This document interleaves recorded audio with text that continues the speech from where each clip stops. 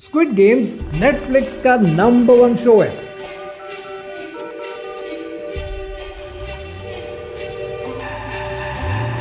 एक ऐसा शो है कि जिस पर आपको देखने को मिलती है human exploitation, human sufferings, drug abuse और अमीर और गरीब के बीच का फर्क, और एक ऐसा फर्क जिसमें गरीब की एक्सप्लॉयटेशन होती है। नेटफ्लिक्स का ये शो क्या नेटफ्लिक्स की सिर्फ एक एंटरटेनमेंट है या ये कैपिटलिज्म की पैदावार है? एक ऐसा निजाम कि जो इंसानों को एक्सप्लॉयट करने के ऊपर चलता है, एक ऐसा निजाम जो लोगों की वांट को उनकी नीड में कन्वर्ट कर देता है। स्क्विड गेम्स का जब सीजन 1 मंजर आम पे आया तो 17 दिनों के अंदर इसके 11 करोड़ व्यूज हुए और 28 दिन के अंदर 1.5 अरब घंटे से ज्यादा का वॉच आवर मिल गया नेटफ्लिक्स को।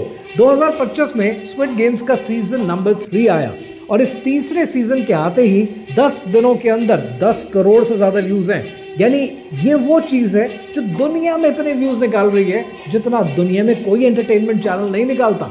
इसका मतलब क्या है? इसका मतलब यह है कि human beings love to watch other human beings suffer. लेकिन हम यहां तक पहुंचे कैसे? क्यों इंसान दूसरे इंसानों को एक्सप्लॉइट होता हुआ देखना चाहता है? क्या इसके पीछे भी कोई कॉन्स्पिरेसी है? ये ऑर्गन ट्रैफिकिंग की मार्केट ऑपरेट कैसे करती है? और गरीब का इस्तेसाल क्या सारी जिंदगी ऐसे ही रहेगा?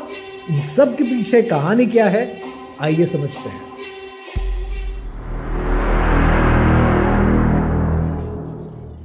स्क्विड गेम्स ने ह्यूमन एक्सप्लॉयटेशन को नेक्स्ट लेवल पर पहुंचा दिया। लेकिन क्या स्क्विड गेम्स पहला शो है कि जिसने दुनिया में ह्यूमन एक्सप्लॉयटेशन दिखाई?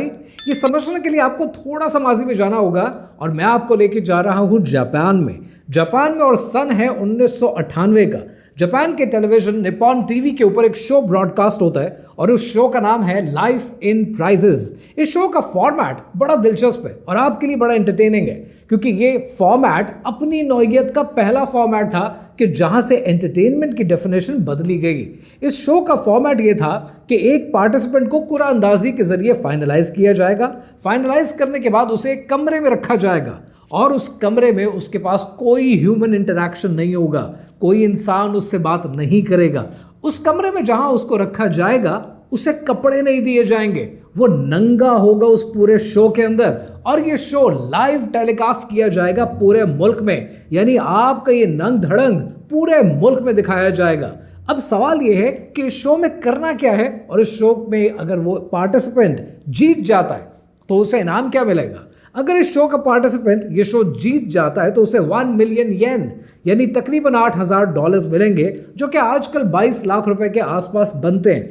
लेकिन सवाल यह है कि उसे इस पूरे शो में करना क्या होगा? उसको दिए जाएंगे मैगजीन्स, उसको दिए जाएंगे रिसाले कि जिनके अंदर मुख्तलिफ कॉन्टेस्ट शामिल होते हैं। उसे रोजाना अखबार की क्लिपिंग्स काट के उन कॉन्टेस्ट में अप्लाई करना है और अप्लाई करने के बाद अगर उसे चावल मिल गए, अगर उसे खाना मिल गया तो उसने वही खाना है और उसने 1 मिलियन येन की वैल्यू के इनामात जीतने हैं और जब तक इनामात नहीं जीतेगा वो इस शो से बाहर नहीं हो सकता। उसकी एक्सप्लॉयटेशन जारी रहेगी। अब ये फॉर्मेट सुनकर आपके दिमाग में आ रहा होगा इस तरह के बेवकूफाना किस्म के शो में, घटिया शो में कौन पार्टिसिपेट करेगा?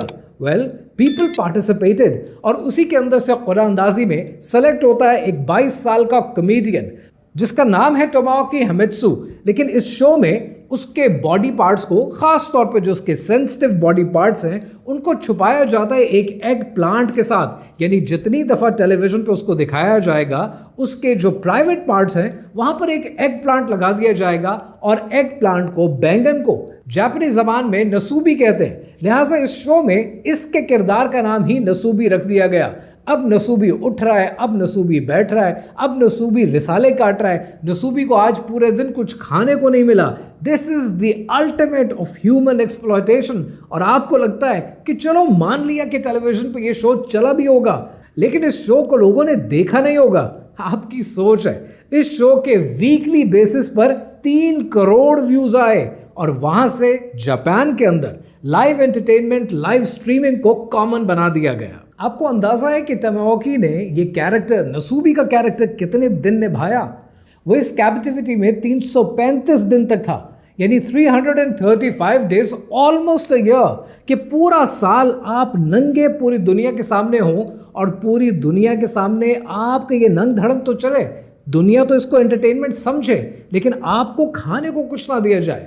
आप जो इनामात जीते उससे अपना गुजारा करें। कितने ऐसे दिन इसने गुजारे कि जब इसके पास कुछ खाने को नहीं था। फिर 963 कार्ड्स की एंट्रीज करने के बाद इसे पहली बार एक इनाम मिला और उसके दरवाजे पर डिलीवर हुआ। और ये इनाम क्या था? ये सिर्फ एक जेली डिजर्ट थी।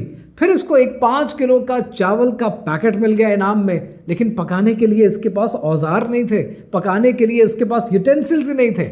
बहुत दफ़ा आपको देखने को ये मिलेगा इस सीरीज के अंदर कि इसने डॉग फूड खाकर गुजारा किया है, क्योंकि इसको इनाम में सिर्फ डॉग फूड मिला था। इस किस्म की एक्सप्लॉयटेशन जब आप टेलीविजन पर दिखाएंगे और लोग उसको डार्क ह्यूमर और कॉमेडी समझेंगे तो एंटरटेनमेंट का मयार तो गिरेगा। लेकिन यहाँ पर एक बहुत बड़ा सवाल है कि स्क्विड गेम्स अगर करोड़ों की तादाद में लोग देख रहे हैं, अगर नसूबी का ये शो जापान में हर हफ्ते 3-3 करोड़ लोग देख रहे हैं, तो कोई तो वजह होगी कि लोग ये सब कुछ देख रहे हैं। अब इस बात को समझने के लिए आपको वो इकोनॉमिक पैरामीटर समझने चाहिए कि मुल्क में ऐसा क्या हो रहा था कि इस किस्म के प्रोग्राम हिट हो गए। स्क्विड गेम्स के डायरेक्टर कहते हैं कि उन्होंने इस सीरीज के बारे में 2009 में सोचा था, लेकिन कोई टेलीविजन इसे प्रोड्यूस करने के लिए तैयार नहीं था। उन्हें 10 साल लग गए लोगों को कन्विंस करने के लिए, and finally it started broadcasting on Netflix. लेकिन 10 साल का इंतजार कोई भी स्टूडियो क्यों करेगा? वो इसलिए कि 10 साल में आपने सबसे ज़्यादा चीज़ जो रेलेवेंट देखनी होती है एंटरटेनमेंट में, कि आवाम की नब्ज़ क्या है, आवाम चाहती क्या है। अगर आप बॉलीवुड को या लॉलीवुड की इंडस्ट्री को उठाकर देखें तो आपको चॉकलेटी हीरोज मिलेंगे 1960 की दिहाई में, 1970 की दिहाई में, जहां पर राजेश खन्ना और वहीद मुराद जैसे कैरेक्टर्स आपके सामने इंट्रोड्यूस हुए। लेकिन जब आप 1980 की दिहाई में जाते हैं तो एकदम से एक एंग्री यंग मैन की सूरत में अमिताभ बच्चन का कैरेक्टर आ जाता है। यानी लोग रोमांस से उठकर शिफ्ट हो गए angry young man action movies पे। तो ऐसे में इकोनॉमी में हो क्या रहा था? अगर आप इंडिया की इकोनॉमी को उठाकर देखें तो 1973 में पूरी दुनिया में एक ऑयल क्राइसिस आया कि जिसके बाद महंगाई हद से ज्यादा बढ़ गई। इंडिया के अंदर इमरजेंसी रूल लग गया और इंडिया के अंदर लाइसेंस राज शुरू हो गया, जिससे एक आम आदमी का कारोबार करना मुश्किल हो गया। ये सब चीजें इंसान को पुश करती हैं कि वो सिस्टम के खिलाफ खड़ा हो जाए, और अगर सिस्टम के खिलाफ खड़ा होने के लिए उसकी डिपिक्शन करने के लिए एंटरटेनमेंट मौजूद है तो वो entertainment is bound to be a hit. And likewise अगर आप पाकिस्तान को देखें कि पाकिस्तान कैसे रोमांटिक्स के दौर से हटकर एक्शन के दौर में, मौला जट के दौर में कैसे एंटर हुआ, तो पाकिस्तान की इकोनॉमी में भी आपको बहुत ज्यादा फर्क नहीं देखने को मिलता। एंड लाइकवाइज अगर आप नसूबी को शो को देखें तो 90 की दिहाई में जापान में हो क्या रहा था? 90 की दिहाई में जापान में तारीख का सबसे बड़ा स्टॉक मार्केट बबल बर्स्ट हो गया। इतना बड़ा बबल बस्ट हुआ कि पूरे जापान में एक लॉन्ग रिसेशन आ गया। सैलरीज काट दी गई, सैलरीज कम कर दी गई और लोगों का हुकूमत पर से ईमान उठ गया। पीपल लॉस्ट देयर ट्रस्ट कि अब हुकूमत जो हमेशा गारंटी ऑफ लाइफ की बात करती थी वो लाइफ की गारंटी दे नहीं सकती। अब इस सारे एंगर को जब एक शो में डिपिक्ट कर दिया जाएगा तो लोग रिलेट कर पाएंगे। लोग रिलेट इसलिए कर पाएंगे क्योंकि उनको भी पता है कि इस शो के कैरेक्टर की तरह वो भी दुनिया के सामने भूखे, दुनिया के सामने नंगे हैं, दुनिया उनका मजाक उड़ा रही है। और जब सिस्टम चाहेगा तब आपको कोई ना कोई इनाम दे देगा, कोई ना कोई स्वीपस्टेक दे देगा जिससे आप रोटी रोजी पूरी कर पाएंगे। इसलिए नसूबी का show was bound to be a hit. And likewise अगर आप स्क्विड गेम्स को देखें तो इस वक्त दुनिया में हो क्या रहा है?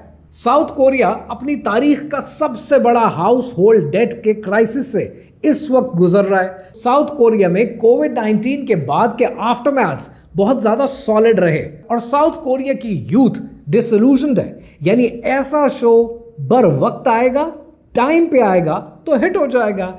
That's how the entertainment industry works. लेकिन यहाँ पर इंपॉर्टेंट ये है कि नसूबी का किरदार निभाने वाला कॉमेडियन 22 साल का लड़का फाइनली इसके साथ हुआ क्या?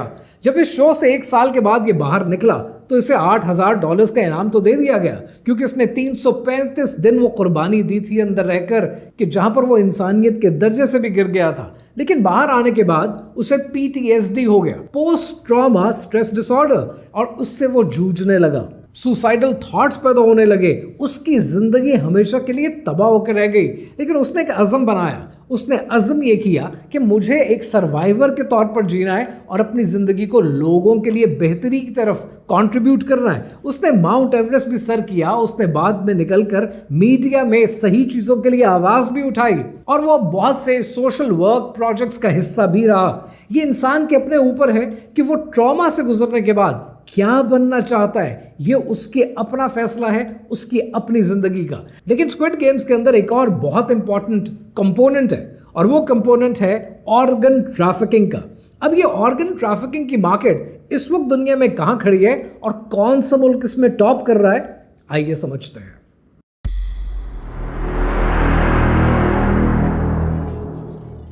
स्क्विड गेम्स की सीरीज में आपने ये देखा कि अक्सर प्लेयर्स को जख्मी कर दिया जाता है और उनके ऑर्गन्स को निकाल दिया जाता है ताकि उसे ओपन मार्केट में बेच सकें। और ये सब काम प्लेयर्स की कंसेंट के खिलाफ, उनकी मर्जी के खिलाफ होता है। और आपको ये लगेगा कि ये सिर्फ एक सीरीज है। आपको लेके चलता हूँ आपके पड़ोसी मुल्क चाइना में कि जहां पर ऑर्गन ट्रैफिकिंग का हाल क्या है, जरा ये समझते हैं। 80 की दिहाई में चाइना में एक मजहब बड़ी तेजी से स्पीड पकड़ रहा था, इसके फॉलोअर्स में बहुत तेजी से इजाफा हो रहा था। उस मजहब के मानने वाले खुद को फेलिंग गॉन्ग कहते हैं और ये मजहब के मानने वाले ये मानते हैं कि हम साइंस पे यकीन नहीं रखते, हम तरक्की पे यकीन नहीं रखते, हमें पुराना चाइना का निज़ाम जिसमें जड़ी बूटियों से इलाज है, जिसमें ट्रेडिशनल वैल्यूज़ हैं, हमें वो फॉलो करना है। अब ये मजहब के मानने वाले चाइना का दर्द सर क्यों है? क्योंकि ये चाइना की लेबर क्लास में बहुत ज़्यादा तादाद में है। कहते हैं कि इस वक्त चाइना में तकरीबन 6 करोड़ से ज़्यादा लोग ऐसे हैं कि जिनका ताल्लुक इस मज़हब से है। चाइना ने इनको कर्टेल करने के लिए, डिटेन करने के लिए बहुत कोशिशें भी की, गिरफ्तारियां भी की, अरेस्ट भी किए, जेलें भी भरी। लेकिन दूसरी तरफ चाइना में उइगुर के मुसलमान भी हैं कि जिनके खिलाफ चाइना अपना असर व रसूख इस्तेमाल करता रहता है। सन 2000 के बाद से इनकी डिटेंशन के रेट बहुत स्पीड से बढ़ गया, यानी चाइना ने बहुत से लोगों को डिटेन करना शुरू किया। लेकिन अक्सर विसल ब्लोअर्स ये कहते हैं, रिपोर्ट्स ये कहती हैं, इन्वेस्टिगेटिव जर्नलिस्ट ये कहते हैं कि चाइना ने न सिर्फ इन्हें गिरफ्तार किया, इन्हें जेलों में रखा, बल्कि जबरदस्ती इनके ऑर्गन्स निकाले और ओपन मार्केट में बेचने शुरू किए। इस पे आपको दुनिया जहान का लिटरेचर मिलेगा, दुनिया जहान की रिपोर्ट्स मिलेंगी कि ये कारोबार और ये घिनौना कारोबार कितनी स्पीड में चाइना में जारी व सारी है। अब इसका अंदाज़ा आप यहाँ से लगाएं कि अगर आप वेस्ट के किसी मुल्क में रहते हैं, यूरोप में कहीं रहते हैं और आपको खुदा ना करे ऑर्गन की ज़रूरत पड़े तो 2 से 3 साल का वेट टाइम है।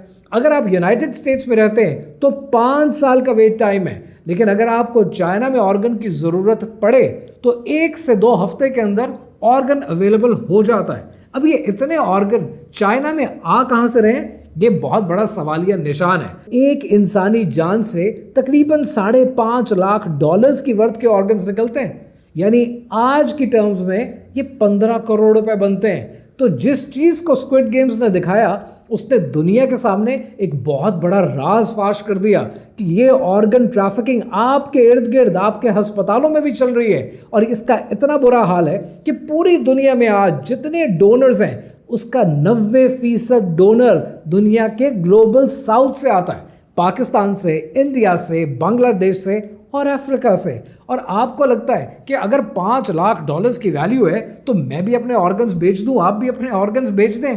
ये जानना भी आपके लिए ज़रूरी है कि जो ऑर्गन सेलर होता है उसको इस पूरे निज़ाम में, इस एक्सप्लॉयटेशन के सिस्टम में 5% से ज़्यादा नहीं मिलता।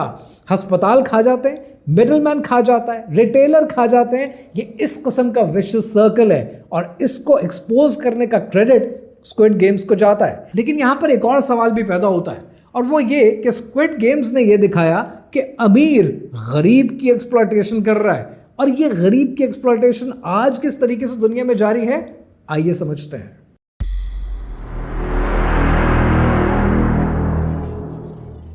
स्क्विड गेम्स ने एक और चीज की डिपिक्शन बड़ी अच्छी की और वो डिपिक्शन है, वो प्रोजेक्शन है अमीर और गरीब के बीच में एक्सप्लॉयटेशन के रिश्ते की कि जब भी अमीर और गरीब की एक्सप्लॉयटेशन का जिक्र आएगा तो दो जिक्र करने बहुत ज़रूरी हैं। पहला है कैपिटलिज्म की पैदावार। अब ये कैपिटलिज्म के बारे में मैं सैर हासिल तफसील से गुफ्तगू करता हूँ टुवर्ड्स द एंड, लेकिन पहले बात करते हैं दूसरे इंपॉर्टेंट एलिमेंट की, and that is the social working sector, कि जिसको आप एनजीओ सेक्टर कहते हैं। हमारे मुल्क में कुछ अर्सा पहले एनजीओस को कर्टेल करने की कोशिश की गई, एनजीओस को भगाया गया, मुल्क से बाहर निकाला गया और लोगों ने बड़ा शोर किया। लोग सड़कों पे आ गए, लोगों ने कहा कि जी ऐसा हो नहीं सकता, एनजीओस बहुत अच्छा काम कर रही हैं, चंद एक अच्छा काम जरूर कर रही होगी लेकिन वो शायद आटे में नमक के बराबर होगा। लेकिन इस वक्त सोशल सेक्टर के अंदर सूरत हाल है क्या? 2018 में कांगो से रिपोर्ट आती है कि जहां पर 51 औरतें ये रिपोर्ट करती हैं कि इबोला एड वर्कर्स उन्हें सेक्सुअली एक्सप्लॉइट कर रहे हैं। ये वो यूएन के वर्कर्स हैं जो मदद करने गए थे, ये इन्हें सेक्सुअली एक्सप्लॉइट कर रहे हैं। क्या हालत होगी उस औरत की, जरा इमेजिन करें, जो भूख और प्यास में बैठी है, जो बीमारियों से लड़ रही है और उसे on top of that sexually exploit भी किया जाता है। और किसकी तरफ से?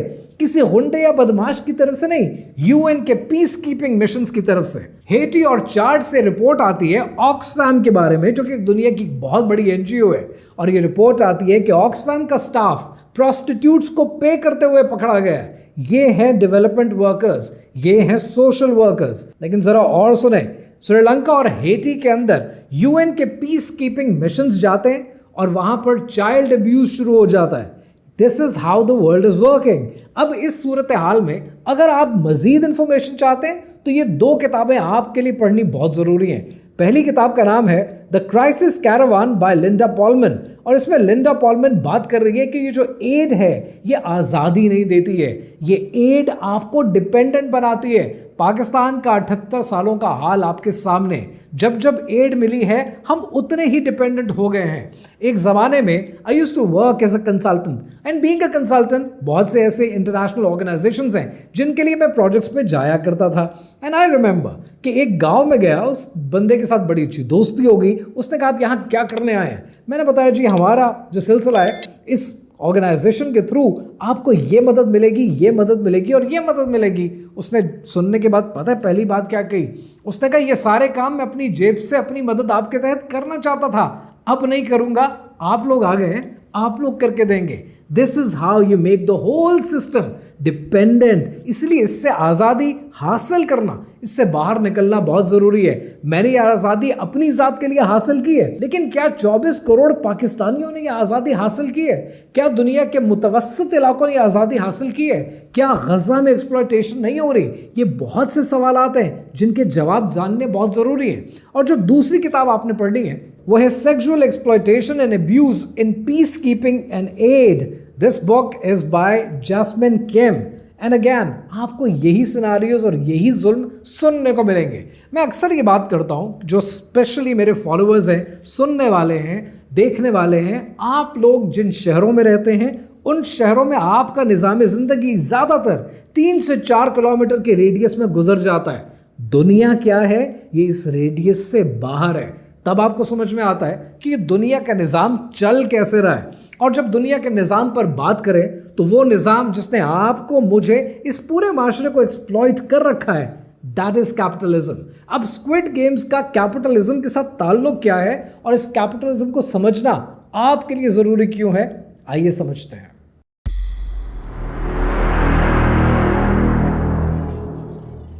स्क्विड गेम्स पे नेटफ्लिक्स ने तकरीबन $32 मिलियन का बजट स्पेंड किया, लेकिन जो वैल्यू नेटफ्लिक्स ने इससे हासिल की दैट्स अराउंड $900 मिलियन, 30 गुना ज़्यादा, यानी 30 गुना प्रॉफिट। यही है कैपिटलिज्म। अब कैपिटलिज्म को समझने के लिए आप किसी भी मार्केटिंग के स्टूडेंट से, किसी भी बिजनेस के स्टूडेंट से बात कर लें और उससे सिर्फ एक सवाल पूछें कि मार्केटिंग के अंदर जब आप किताब खोलते हैं और पहली डेफिनेशन आपको मिलती है which is by Philip Kotler, वो पहली डेफिनेशन है क्या? यानी बिजनेस स्कूल के अंदर पहला चैप्टर मार्केटिंग, और मार्केटिंग के अंदर भी पहली चीज़ उसकी डेफिनेशन। तो आपको एक ही डेफिनेशन मिलेगी कि हमारा काम लोगों की वांट को उनकी नीड में बदल देना है। Fine, that is how the world works. लेकिन जरा एक मिनट के लिए खुद बैठकर सोचें, अगर आप किसी की वांट को उसकी नीड में बदल रहे हैं, इजंट दैट एक्सप्लॉयटेशन? यही एक्सप्लॉयटेशन आज पूरी दुनिया में चलती है। आपको इंस्टाग्राम पे जगह जगह पर रील्स नजर आएंगी कि जो ये कहेंगी कि नेस्ले ने जब जापान में अपने बिजनेस का आगाज किया तो कॉफी कोई पीना नहीं चाहता था, चॉकलेट की तरफ कोई जाना नहीं चाहता था, तो उन्होंने सबसे पहले बच्चों में ये ओरिएंटेशन पैदा की कि वो चॉकलेट वाली चीजें खाना शुरू करें, कॉफी को पसंद करना शुरू करें। और उनको टाइम लगा, लेकिन 10 साल के बाद Nestle became a hit in Japan. Wow, what a business idea. लेकिन क्या इसको आप एक्सप्लॉयटेशन नहीं कहते? क्या यही एक्सप्लॉयटेशन आपको टेलीकॉम कंपनीज नहीं करके देती कि जब आपको वो एक पैकेज बनाकर देती है और उसके बाद आपकी आदत बन जाती है कि उस पैकेज के साथ साथ आपने मूव करना है? क्या टेलीफोन को इस तरीके से बेचा नहीं गया? क्या सिगरेट कंपनीज ऐसे अपना नशा नहीं बेचती? क्या ड्रग माफिया ऐसे अपना सामान नहीं बेचता? This is the whole world कि जहां पर कैपिटलिज्म ने आपको एक ही तारीफ सिखाई, और वो तारीफ ये थी कि दूसरे का पैसा हासिल कर लेना, अपनी जेब भर लेना, प्रॉफिट कमा लेना कैपिटलिज्म है। और अगर आप प्रॉफिट नहीं कमाते तो आप एक बेकार इंसान है, क्योंकि आप जिंदगी में कुछ कमा नहीं पाते। ये डेफिनेशन जिसको मिल जाएगी, उसका घर, उसका माशरा, उसका किरदार सब तबाह हो जाएगा, क्योंकि हर कोई लग जाएगा पैसे कमाने के लिए और हर कोई पैसा कमा नहीं सकता, क्योंकि किसको कितना पैसा देना है कि रब के दायरे अख्तियार में, आपके और मेरे कंट्रोल में नहीं है। पर ये बातें हमें कोई बताता नहीं है, क्योंकि कैपिटलिज्म की इतनी खूबसूरत चादर आपको चढ़ा दी जाती है जिसका सामने सबसे बड़ा डिस्प्ले होता है डेमोक्रेसी। और स्क्विड गेम्स में आपने देखा कि हर चीज डेमोक्रेटिकली की गई। हर नई गेम से पहले इलेक्शन होते रहे और उस इलेक्शन के बदले आप कैपिटलिज्म को कबूल करते चले गए। आज का सबसे बड़ा प्रॉब्लम कोई पॉलिटिकल पार्टी नहीं है, आपका कोई मुश्किल पड़ोसी मुल्क नहीं है। आज का सबसे बड़ा प्रॉब्लम कैपिटलिज्म है, क्योंकि ये कैपिटलिज्म सिर्फ पाकिस्तान में नहीं, दुनिया जहान में फेल हो रहा है। और हर जगह पर लोग मजबूर हो रहे हैं, आवाज उठा रहे हैं कि हमें एक नए निज़ाम की ज़रूरत है। ये निज़ाम टोटली एक्सप्लॉयटेशन पे चलता है। अपने इर्द गिर्द देख लें, गरीब ना एजुकेशन अफोर्ड कर सकता है, ना हेल्थ अफोर्ड कर सकता है। क्यों? क्योंकि वो कमाता नहीं है। ये कमाने का जो सवाल है ना, ये आज दुनिया के सामने रख दिया गया है, लेकिन दुनिया कभी भी ऐसे चला नहीं करती थी। लेकिन आज जो दुनिया के सामने हमने अपनी डेफिनेशन रखी है, उन डेफिनेशन में this is the only definition. So if you are not worthy of earning money, you worth nothing in the world.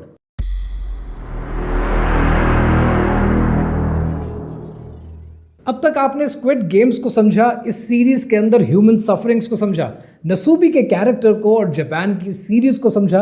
आपने ये समझा कि चाइना के अंदर ऑर्गन ट्रैफिकिंग कितने जोरों शोर से जारी है।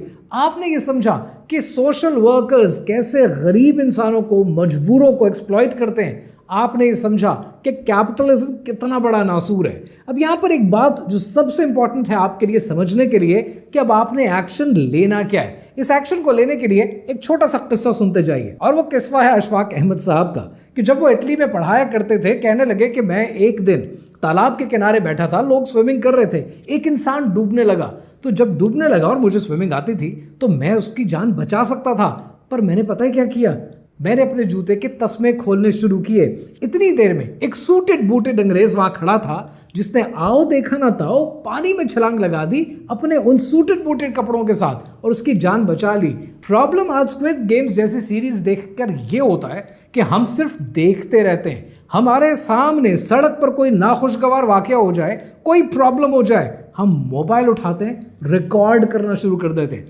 किसी अच्छे पहाड़ी मकाम पे चले जाए छुट्टियां मनाने के लिए, मोबाइल उठाते हैं, एंजॉय नहीं करते, रिकॉर्ड करना शुरू कर देते हैं। किसको दिखाना है, किसके लिए कर रहे हैं? इसी वजह से आज ये ह्यूमन सफरिंग आपके इर्द गिर्द है, and we enjoy that suffering. हमें अच्छा लगता है कि हम किसी को एक्सप्लॉइट कर रहे हैं। उसने 200 देने थे, मैंने 2000 निकलवा लिए। ये क्या है? ये कॉमन टर्मिनोलॉजी है, अपनी शेखी भगोरने के तरीके। But the point is very simple, human suffering को एंटरटेनमेंट बनाना बंद करें।